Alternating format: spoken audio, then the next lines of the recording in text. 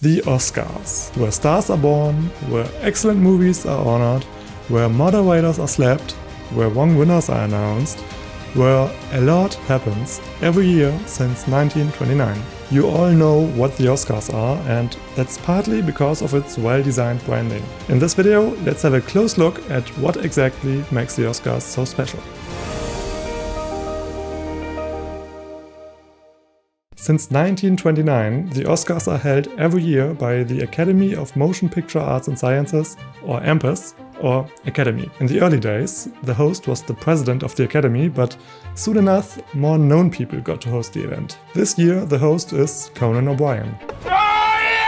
The statue that this is a cheap replica of, and that's now every filmmaker's dream, was designed by Cedric Gibbons, and it shows a knight holding a sword, standing on a reel of film. It has 5 spokes, which are these things. They symbolize the 5 original branches of the Academy: actors, directors, producers, technicians, and writers. While the statue is not made of full gold, it is gold-plated.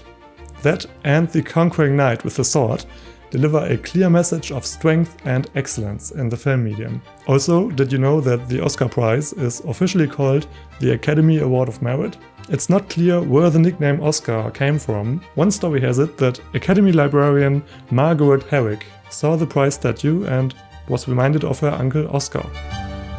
Whether or not this is the true origin story, the Academy officially started using this name in 1939. The name Oscar itself could have different origins, but the most compelling one is the North Irish Osgar, meaning God's spear. Doesn't this go perfectly with the statue?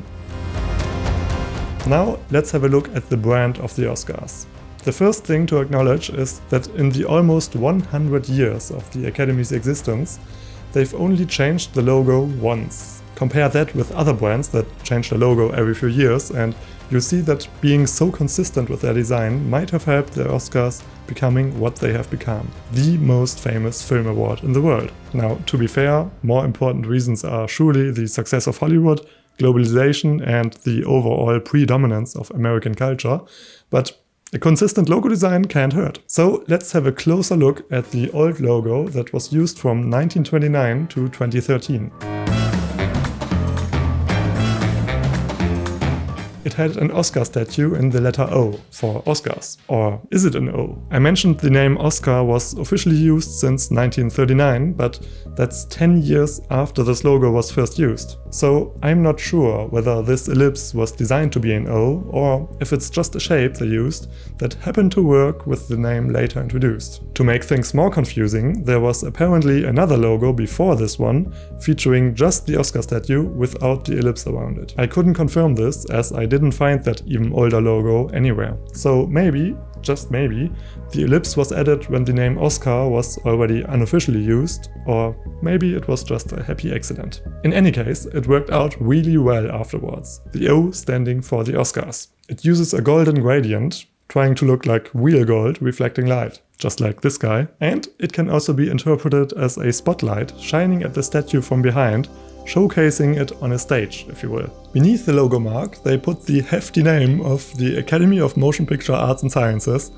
in an elegant serif font, all caps, center aligned with the logo mark. With the 3 different text sizes, it looks a little busy, but they made the right call, making the most important word Academy the biggest, followed by the, and finally the fine print that no one reads anyway. I guess they could have left it out, but it is the official name after all. Now let's look at the new logo, introduced in 2013. It was made by the design agency 180 LA. The Oscar statue is still there, but now in a triangle instead of an ellipse. Just like the ellipse stood for the letter O, the triangle now stands for the letter A, for Academy. At this rate, if they redesign the logo every 84 years as they did, they'll have finished the alphabet in the year 4029. I wonder who will win Best Picture that year. So the triangle is an A, but it's also, again, a spotlight, but this time shining down on the Oscar statue. How clever. The designers also said that the new logo now puts more emphasis on the Academy, because, well, the A is right there. The chief creative officer of the design agency that made the logo, William Gellner, said that in the old logo, the Academy brand itself felt like a tag-along, versus being the brand behind the Oscars. Now there's a huge emphasis on the A. The triangle is also a very stable shape. As a physical object, it would have a hard time toppling over. It speaks to the solidity of the organization, the strength of the organization, and the future of the organization. You might also have noticed that the logo mark is symmetrical, and that symmetry can be found in many places in the Oscars branding. For example, the logo is placed at the bottom center wherever possible, and the text is also often aligned to the center.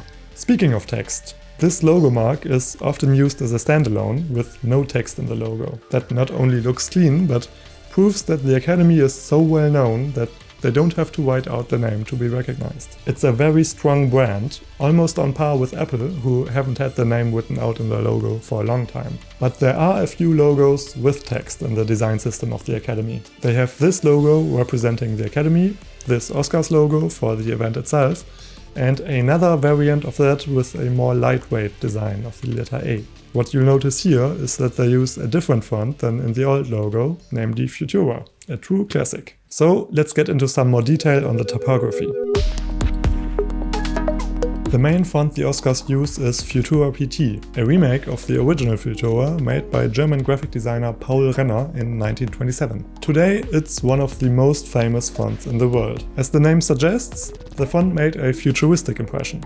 It used simple geometric forms, inspired by the Bauhaus movement. Futura alone could fill an entire video, so let me know if you wanna see that. And if you wanna see more design content like this, consider subscribing. So Futura was released in 1927, the same year the Academy was founded. Talk about coincidences. Of course, the Academy didn't use Futura from the start, but it would have been possible. In the logo and all the headlines I've seen, the Academy uses Futura in uppercase. That way, all letters have more or less the same optical weight, which makes it easier to center things, which they love doing so much. But the Academy does give their designers a little more creative freedom than that. Apart from Futura, they can also use the fonts Univer Ultra Condensed and Höfler Titling for headlines, and Höfler Text for body text. Up to this point, I thought we were only gonna see clean sans serif fonts in the Oscars branding, but these fonts do have serifs, just like in the old Academy logo. There's one more crucial thing we haven't talked about. I briefly mentioned the fact that the Oscars logo is gold, obviously because it fits the fanciness of it all, but that's not all. They do have more colors. They even have two different color palettes. The primary color palette that's used for the logo is inspired by light, the red carpet and the Oscar statue itself. So we got white, black, red, and two shades of gold that are used to make a gradient. The secondary color palette has charcoal, lapis, emerald, violet, cherry, and ginger. They can be used in combination with the primary color palette for accents and highlights, and to add a fresh tone to the classic primary colors. So that's already a bunch of colors to choose from. But sometimes that could still not be enough. For example, when they make an Instagram post about a movie. Which of these colors fits the B-movie? Gold is too fancy and orange is just not it. In this case, the Academy allows picking a color from an image. So grab a color from the movie in question and there you go. They even have a tool on their website where you can put in the color code you picked from the image and it gives you a second color to make a subtle gradient or a complementary color to spice things up.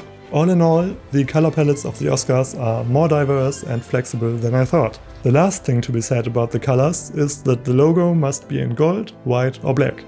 Anything else would look quite horrible. But the design system of the Oscars has even more to offer than the logos, the typography and the colors. The design team of 180LA has also come up with 3 graphic elements that are all inspired by filmmaking. When making posters, thumbnails or other visuals about movies, the designers can choose one of these elements. The first one is light. Remember the triangle from the logo that was a spotlight? They just scale up the triangle and put a photo in it. Maybe put the movie title in the background and voila!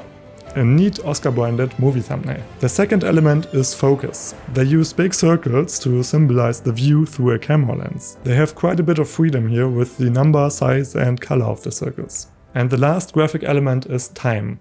Arguably the most abstract one, so how did they visualize the concept of time? Well, you know when you scrub through a video and have this preview image of what is happening at a specific point? In my understanding, this is what they're referring to with this design element where they basically have a rectangle with an image. Admittedly, this explanation may seem a bit far-fetched, but all in all, these 3 filmmaking references, light, focus, time, make a pretty compelling story for what is essentially using the basic shapes triangle, circle and rectangle. I like it. And I hope you liked this video and you learned something new about the Oscars today.